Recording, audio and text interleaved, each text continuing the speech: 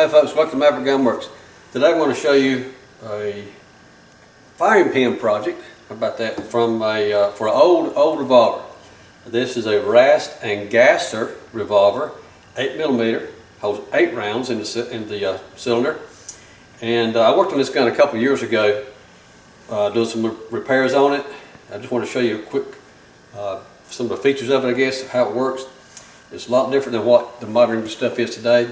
But anyway, what I'd done before, a couple years ago, we made the pin up here, and it's a spring-loaded pin to be able to pull this down, and then you can pull the latch out, or pull the pin out that holds the cylinder into frame. So I'll show you how that works anyway.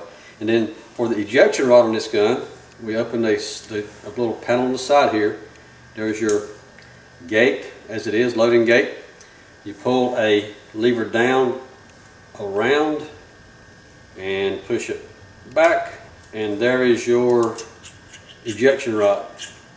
Okay, so anyway, this from the late 1800s. I think it was 1895 roughly, when the guns were made, up to till 1940, I believe, 45, something like that.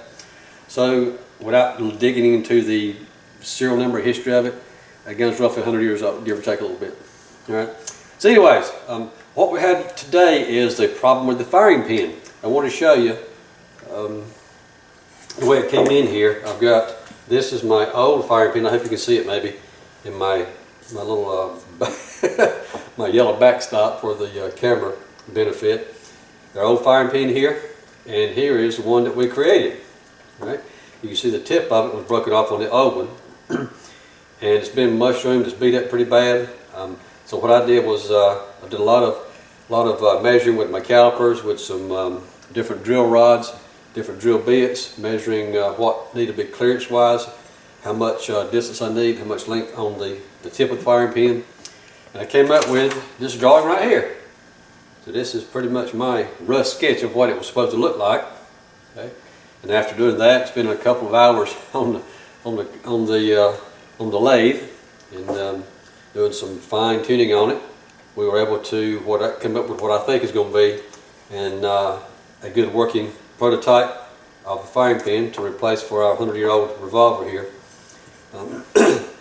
So that being the case, if you've not heard of an 8mm revolver cartridge before, I want to show you that right quick too, because that's obviously not a common practice these days to see these in the stores all the time. It's similar to what we modern cartridge, maybe a 327 Federal is close to it. The H&R 32 Magnum is close to it as far as physically size. I can see with my calipers here, I measure the diameter of the case, for example. I've got 334 thousandths roughly. And then this is our 38 revolver special. Well, this is 38 special revolver here, and that comes out to 375 roughly on the outside of the casing. So that gives you an idea of the size comparison. 38 special we know of as typical common today, and this is a 8mm Gasser cartridge. Right. So anyway, after doing some ciphering and some calculating, we came up with what we think will be a usable firing pin for this rascal. So I'm going to put it in, and we'll go test fire it and see what happens with it. I have to be able to get the firing pin in it. We're going to have to cock it and put my new firing pin. I'll put the spring back on so it has a return.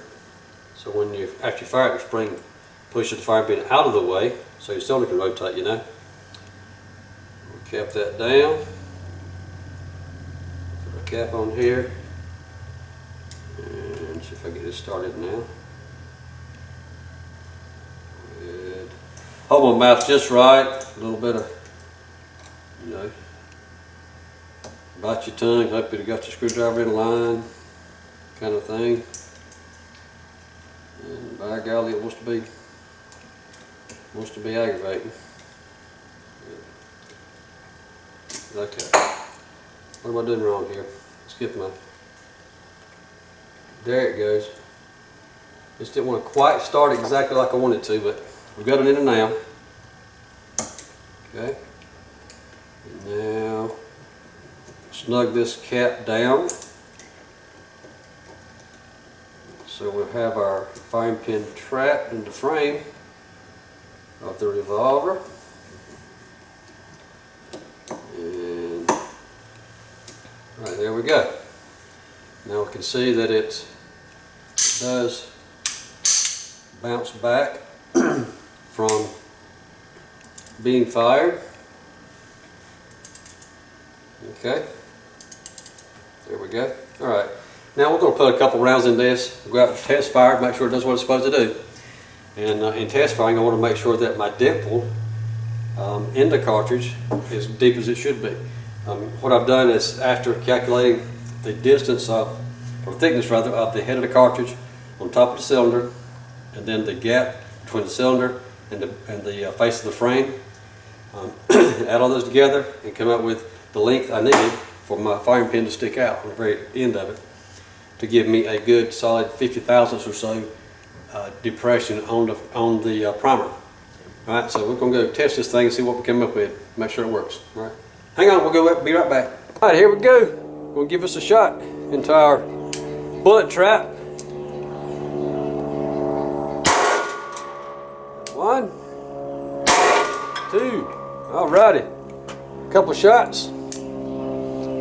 And from here, looks like to me we have a pretty good dimple on our primer. So I believe we're successful. Okay, well, thanks you guys for watching, and let me know if we can help you out with something at Maverick Gun Works. And hopefully you enjoyed this video. Maybe give us a thumbs up or send a message if you got different ideas about this gasser. All right.